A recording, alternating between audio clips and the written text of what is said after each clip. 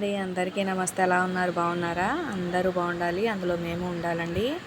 ఈరోజైతే సప్త శనివారాల పూజ 3వ వారం కంప్లీట్ చేసుకున్నాను. చాలా బాగా చేసుకున్నానండి. ఉదయాన్నే లేచి తలస్నానం చేసి ముందుగా స్వామివారికి పాలు పొంగించి ప్రసాదం చేసుకున్నాను.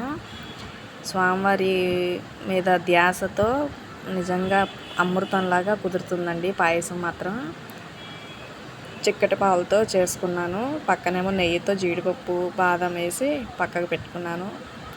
స్వామివారి ప్రసాదం ప్రిపేర్ అయిపోయిందంటే ఒక బౌల్లో తీసుకుంటాను. పక్కన ఒక గంట క్రితమే నానబెట్టాను. నెయ్యి వేసి పచ్చరటి పండు, పాలు, బెల్లం వేసి నానబెట్టాను ప్రమిదలకి. ఇదిగో ఇలా ప్రమిదలు రౌండ్ షేప్లో చేసుకుని 7 ఒత్తులు వేసి ఇలా వెలిగించానండి. పూజ చాలా మనస్ఫూర్తిగా చేసుకున్నాను. స్వామివారి కృప మా మీద ఉండాలి, అందరి మీద ఉండాలి, అందరూ బాగుండాలి, అందులో మేము ఉండాలండి. సర్వేజన సుఖినో భవంతు.